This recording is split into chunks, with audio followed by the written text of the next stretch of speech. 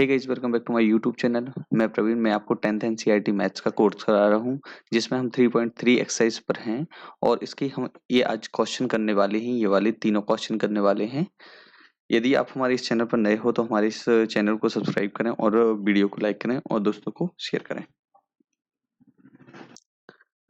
देखिए, हमारा पहला क्वेश्चन है जिसमें इसमें बोला गया है कि यदि हम अंश में एक को जोड़ दें और हर में से एक को घटा दें तो भिन्न एक में बदल जाती है। ठीक है। यदि हर में एक जोड़ दें तो 1/2 में बदल जाती है। ठीक है। तो इसके अनुसार हम चलेंगे। सबसे पहले आपको मैं बता दूं कि भिन्न क्या होती है। तो भिन्न को समझ लीजिए। भिन्न जो होती है, बटे में जो संख्याएं लिखी होती हैं वो भिन्न होती हैं। जैसे p/q फॉर्म में हमने लिखा किसी चीज को, वो भिन्न है। अब जैसे हमारे जो क्वेश्चन हो रहे हैं और x और y पर डिपेंड है, तो x/y बना के हमने एक भिन्न को बना दिया। जैसे यदि हम अंश में, तो अंश क्या होता है, ऊपर वाला पार्ट होता है अंश और नीचे वाला पार्ट जो होता है तो वो क्या होता है, हर होता है। ठीक है। तो ये दोनों बातें आपको याद रखनी है। यदि हम अंश में एक जोड़ते हैं तो यदि देखो हमारे पास भिन्न मैंने माना, हम यहाँ पर लिख देंगे कि माना भिन्न। ठीक है। x/y है। ठीक है। अब उन्होंने जो स्टेटमेंट दिए हैं, तो सबसे पहले हमारे लिए भिन्न को लिख लेना है। ठीक है। x/y, तो अंश में एक को जोड़ना है और हर में कितने को जोड़ना है, हर में कितने को घटाना है, एक को घटा देना है। तो हर में एक को घटाना है तो भिन्न क्या एक में बदल जाती है। ठीक है। तो एक में बदल जाती है, मतलब कि यहाँ कोई भिन्न होगी उसमें हम एक जोड़ेंगे, इसमें से एक घटाएंगे तो हमारी भिन्न ऑटोमेटिक एक में बदल जाएगी। ठीक है, बदल गई। यदि हम हर में एक जोड़ दें, यदि हम हर क्या होता है, नीचे वाला, तो फिर से हम दूसरी स्टेटमेंट को लिखेंगे x/y और इसमें क्या लिखा है, यदि हर में एक को जोड़ दें, यदि हर में अकेला, बस इतना बोला ना तो कोई दिक्कत नहीं है। यदि हर में हम एक को ही जोड़ दें तो हमारा कितना हो जाएगा, 1/2 हो जाएगा। ठीक है। बस ये दोनों बातें लिखी हुई हैं। ठीक है। तो इनको अब हम सॉल्व करते हैं। समीकरण 1 हो गया और ये समीकरण कौन सा हो गया, 2 हो गया। ठीक है। तो पहले वाली समीकरण को हम सॉल्व करते हैं। तो इसको जैसे 1 लिखा है, ठीक है, इसके अपन में एक हम मन से लगा सकते हैं। तो इनका हमने त्रिगुणा किया तो x+1 यहाँ पे आ गया और y-1 यहाँ पे आ गया। ठीक है। तो इनका हम पक्षांतर करेंगे तो यहाँ पे क्या हो जाएगा, x-y इक्वल टू, ये वाला माइनस इस तरफ आ जाएगा, -1 इस तरफ आ जाएगा तो -2 हो जाएगा। ठीक है।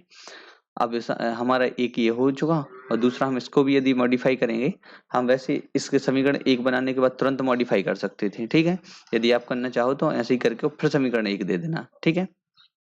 अब इसके बाद क्या है, यहाँ पर ये लिखा हुआ है तो इनका भी हम त्रिगुणा करेंगे तो हमारा समीकरण नंबर 1 इसको ही दे दें। ठीक है। इसको हटा देते हैं। ठीक है। इतना हमने सॉल्व किया और दूसरा स्टेटमेंट सॉल्व किया, क्योंकि अब हमें काम इन पे करना है इसलिए इनको समीकरण दे देते हैं। तो इनका भी त्रिगुणा किया तो 2x हो जाएगा और इस तरफ लेके आए तो y प्लस कितना आ जाएगा, 1 आ जाएगा। ठीक है। तो 2x माइनस y बराबर कितना आ जाएगा, 1 आ जाएगा। तो ये समीकरण कौन सा है, 2 है। ठीक है। समीकरण 1 और समीकरण 2 दोनों हो जाते हैं। अब हमें क्या करना है, इसको वैसे ही सॉल्व करना है। तो देखो समीकरण हमने क्या बताया था कि 8 में से 8 कब माइनस होता है, जब दोनों एक से हों और इसमें एक प्लस का हो एक माइनस का हो। तो यहाँ पर बाय में से हमें बाय को माइनस करना, एक को विलुप्त करना है। ठीक है। तो इन दोनों में क्या है, बाय तो बाय है, बाकी इसमें साइन अलग अलग नहीं है। तो इसमें से जब हम इसको घटाएंगे तो ऑटोमेटिक साइन चेंज हो जाती है। जैसे कि मैं पहले भी बता चुका हूँ, a प्लस बी है, इसमें से यदि हमें सी प्लस डी को माइनस करना है तो हम क्या इसको माइनस करेंगे तो a प्लस बी तो सेम टू सेम रहेगा, मगर इसका साइन चेंज हो जाएगा तो माइनस सी हो जाएगा, माइनस डी हो जाएगा। ठीक है। दोनों माइनस के हो गए कि नहीं हो गए। तो यहाँ पे आप देखिए कि यहाँ पर ये माइनस का है, ये भी माइनस का है। इन दोनों एक में से 2 को घटा देंगे तो ऑटोमेटिक ये वाला प्लस का हो जाएगा। देखिए समीकरण 1 से समीकरण 2 को माइनस करने पर समीकरण 1 में से समीकरण 2 को हमने क्या कर दिया, माइनस कर दिया। ठीक है। तो समीकरण 1 था क्या, x minus y is equals to -2। ठीक है। और दूसरा समीकरण क्या था, 2x minus y is equals to कितना था, 1। ठीक है, इसको अब हमें माइनस करना है तो इसके हमें क्या हो गए, साइन चेंज हो जाएंगे। तो ये प्लस का था तो ये माइनस बन जाएगा, ये प्लस बन जाएगा, ये ऑटोमेटिक माइनस बन जाएगा क्योंकि ये प्लस का पहले से था, ये भी प्लस का पहले से था। ठीक है, इसमें से हम इसको माइनस करेंगे, क्रॉस कर देंगे, काट देंगे तो ये माइनस का 2 और कितना है माइनस का 2x और प्लस का ये क्या है x, इन दोनों को माइनस करेंगे तो कितना आ जाएगा माइनस का x अकेला आ जाएगा क्योंकि ये बड़ी संख्या माइनस की थी। ठीक है, इस तरफ ये कितना आ जाएगा माइनस का 3, ये दोनों हमने कैंसिल किए तो x इज इक्वल्स टू कितना आ गया 3 आ गया।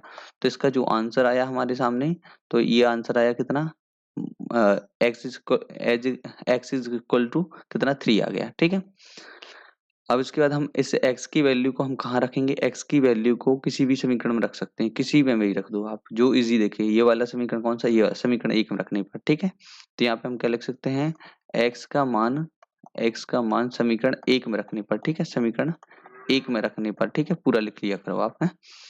तो समीकरण 1 क्या था हमारे पास, x माइनस बाय था इज इक्वल्स टू कितना था माइनस का 2 था। तो x की वैल्यू हमारे पास कितनी है 3 है और माइनस का कितना है बाय है, इज इक्वल्स टू कितना लिखा है माइनस का 2। अब यहाँ पे हमें बाय, देखो 3 लिखा ही है प्लस का, इसको हम इस तरफ लेके आएंगे तो प्लस का 2 हो जाएगा और माइनस का बाय उस तरफ जाएगा तो प्लस का बाय हो जाएगा। तो बाय इज इक्वल टू कितना हमारा आ गया 5 आ गया।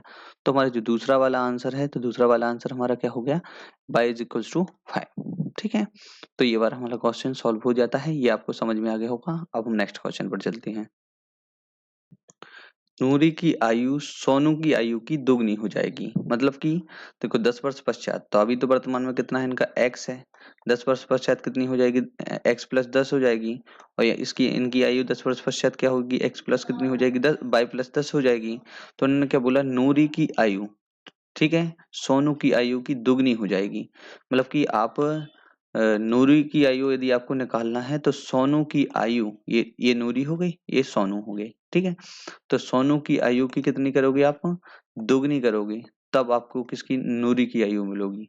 ठीक है, आपको देखिए कि 10 वर्ष पश्चात नूरी की आयु, हमने 10 वर्ष पश्चात नूरी की आयु बोल दी। ठीक है, तो सोनू की आयु है जो, तो सोनू की आयु की दोगुनी हो जाएगी, तो सोनू की आयु की जब दोगुनी करोगे तो नूरी की आयु निकल आएगी। ठीक है, सीधा सीधा मतलब ये था। ठीक है, अब इसके बाद हम इसको भी सॉल्व कर लेते हैं। इसको सॉल्व करना है तो x प्लस 10 लिखा है, इसका मल्टीप्लाई करेंगे तो 2y प्लस कितना हो जाएगा 20 हो जाएगा। फिर इसके बाद इनका पक्षांतर करेंगे तो x माइनस कितना हो जाएगा 2y, इसका पक्षांतर इस तरफ किया तो 10 माइनस का इस तरफ आ जाएगा, तो 10 में से 10 20 में से 10 चला जाएगा तो 10 बचेगा। तो समीकरण नंबर कौन सा बन गया, 2 बन गया। ठीक है, अब हम क्या करते हैं, इसके आगे सॉल्व करते हैं। देखो हमारा समीकरण एक था x माइनस 3y बराबर कितना था माइनस का 10 था, और दूसरा कितना है x माइनस कितना है 2y इज इक्वल्स टू कितना लिखा हुआ है 10 लिखा हुआ है। ठीक है, हमारे पास ये दोनों सेम मिल गए, तो हमें क्या करना है, इनका साइन चेंज करना है, इसलिए हम क्या कर देंगे, इनको माइनस कर देंगे। तो ये पहले से प्लस प्लस की थी दोनों, अब जब हमने साइन चेंज किए तो ये माइनस का हो गया, ये प्लस का हो गया, और ये वाला का माइनस का प्लस का पहले से है ना, तो ये क्या बन जाएगा माइनस का बन जाएगा। ठीक है, तो इनको हम जैसे ही माइनस करेंगे, देखो इसमें से ये वाला कैंसिल हो जाएगा। अब ये दोनों क्या हो जाएंगे, ये प्लस का 2y बन गया और ये माइनस का 3y है। ठीक है, तो कितना अकेला माइनस का y अकेला बचेगा कि नहीं बचेगा, कि मतलब माइनस के 3y में से आपको प्लस के 2y को माइनस करना है, तो आपका कितना बचेगा, सिर्फ ओनली माइनस का y बचेगा। ठीक है, अब इसके बाद ये माइनस का 10 है, माइनस का कितना है, तो कितना माइनस का y बचा ना, देखो यहाँ पे माइनस का y, तो माइनस के 10 और माइनस का 10 कितना हो गया, माइनस का कितना हो गया 20 हो गया। ठीक है, तो 10 में से 10 को जब हम कैंसिल करेंगे, 10 में से 10 को कैंसिल कर दिया तो y इज इक्वल टू कितना आ गया, सॉरी माइनस में से माइनस को कैंसिल कर दिया तो y के इक्वल में कितना आ गया 20 आ गया। ठीक है, तो y के इक्वल में जो हमारा आंसर आया तो कितना आ गया 20 आ गया। अब y का जो मान है, y का मान समीकरण किस में, समीकरण 1 में या 2 में, कौन सा इजी लग रहा है समीकरण, ये वाला सरल लग रहा है। ठीक है, समीकरण 2, क्योंकि इसमें माइनस इक्वल लगा है, ज्यादा कैलकुलेशन बढ़ जाएगा, तो समीकरण 2 में रखने पर, ठीक है, समीकरण 2 में रखने पर, समीकरण 2 में जब हम इसको रखेंगे तो समीकरण 2 हमारा कौन सा है, x माइनस का कितना है 2y लिखा हुआ है इज इक्वल टू कितना लिखा है 10। ठीक है, तो x लिखा ही है, माइनस 2 लिखा है, सिर्फ y की जो वैल्यू है, y की वैल्यू कितनी है आपके पास, y की वैल्यू ओनली 20 है, तो 20 को लिख दिया। ठीक है, और बाकी जो जैसा था उसको वैसे ही लिखा रहने दिया। ठीक है, इज इक्वल टू कितना है 10 है। ठीक है। x इसका मल्टीप्लाई इसमें होगा तो 40 हो गया, इसके बराबर में कितना आ गया 10 आ गया। ठीक है, तो x के इक्वल में कितना आ गया 50 आ गया।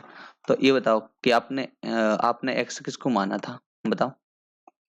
x आपने माना था किसको, देखो नूरी को x माना था आपने, नूरी को आपने x माना था और सोनू को क्या माना था, y माना था। ठीक है, तो ये किसकी आयु है, ये नूरी की है, ये किसकी है, सोनू की आयु है। ठीक है, तो दोनों की आयु आप लिख सकते हैं, क्या था, नूरी की आयु 20 वर्ष, नूरी की आयु 50 वर्ष है और सोनू की आयु कितनी है 20 वर्ष है। ठीक है, तो इतना आपको समझ में आ गया होगा। अब हम नेक्स्ट क्वेश्चन पर चलते हैं।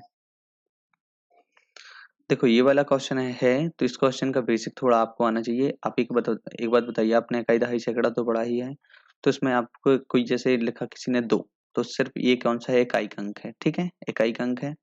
यदि किसी ने लिखा 22 लिख दिया तो ये कौन सा होगा, इकाई और दहाई दोनों होंगे इसमें। ठीक है, इकाई होगा और कौन सा होगा, दहाई होगा। ठीक है, दहाई दो चीजें होंगी।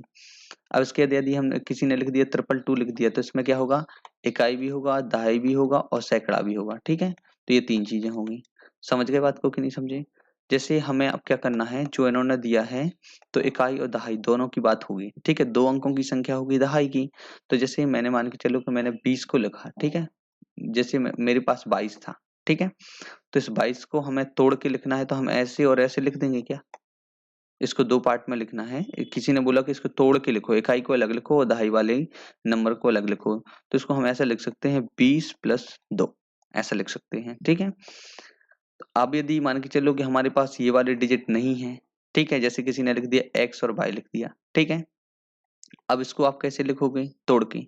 इसको तो आपने 20 बना लिया, इस x को क्या करोगे, कैसे बनाओगे। तो इसका तरीका क्या होता है कि 2 गुणित का कितना होगा, दहाई का अंक में 10 बन जाएगा, प्लस में 2 बन जाएगा। तो 2 का गुणा जब हम 10 में करेंगे तो 20 बन जाएगा और ये 2 है ही। ठीक है, तो ये टोटल 22 आंसर आ जाएगा कि नहीं आ जाएगा। तो ऐसे ही हमारे पास x है तो x का गुणा हमें 10 में करना होगा और प्लस y बन जाएगा। तो हमारी जो 2 अंकों की संख्या बनेगी कैसे, इस तरीके से बनेगी। यदि आपने किसी ने बोल दिया 2 + 2 तो आप इसको जोड़ोगे तो आपका तो आंसर 4 आना आएगा। यदि 20 + 2 करोगे तो आपका आंसर कितना आ जाएगा, 22 आ जाएगा। यदि मान के चलो कि आपके पास ये वाले डिजिट है ही नहीं तो इसको कैसे लिख सकते हो, 2 गुणित का कितना 10 + 2 बराबर कितना हो जाएगा आपका 22 आएगा। अब ये दोनों आपके पास नंबर है ही नहीं, ये दोनों, तो यहाँ पर x और y लिख दिया किसी ने, तो आप भी इसको ऐसे लिख सकते हैं x और y और मल्टीप्लाई में किसको 10 को कर सकते हो। ठीक है, तो आपको ये समझ में आ गया जो हमने बेसिक बता दिया, इसके पहले भी हम वीडियो में बता चुके हैं। ठीक है, तो इसमें हमें अब इसको सॉल्व करना है। इकाई और दहाई के अंक होते हैं, तो इसको हम लिखेंगे कि माना इकाई का अंक, ठीक है, इकाई का अंक, इकाई का अंक x है और दहाई का अंक,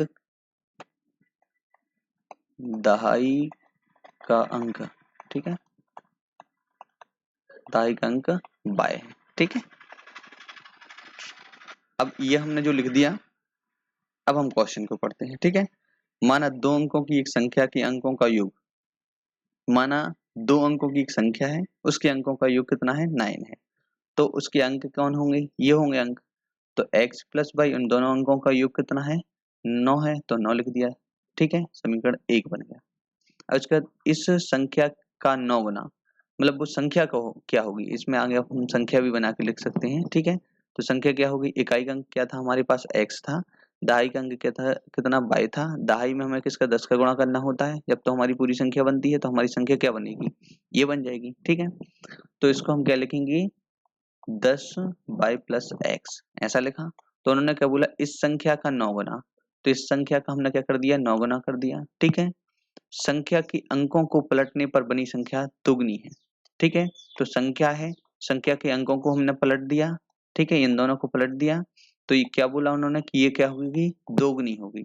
मतलब ये दोनों, इस संख्या का 9 गुना, इस संख्या के अंकों को पलटने की दोगुना।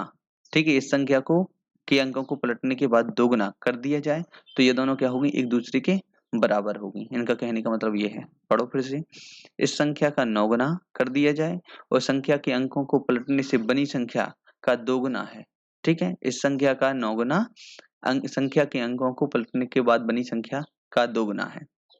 मतलब इस संख्या का 9 गुना जो है इस संख्या के अंकों को पलटने के बाद 2 गुना करोगे तो ये दोनों एक दूसरे के बराबर होंगे। ठीक है, अब इसको हम सॉल्व कर लेते हैं। तो कितना इसका इसमें हमने मल्टीप्लाई किया तो कितना आ जाएगा 90 बाय आ जाएगा। ठीक है, इसमें कितना आ जाएगा 9x आ जाएगा, इसके बराबर कितना आ जाएगा 20x आ जाएगा और प्लस का कितना आ जाएगा 20 2 बाय आ जाएगा, क्योंकि इसके इसमें मल्टीप्लाई कर दिया।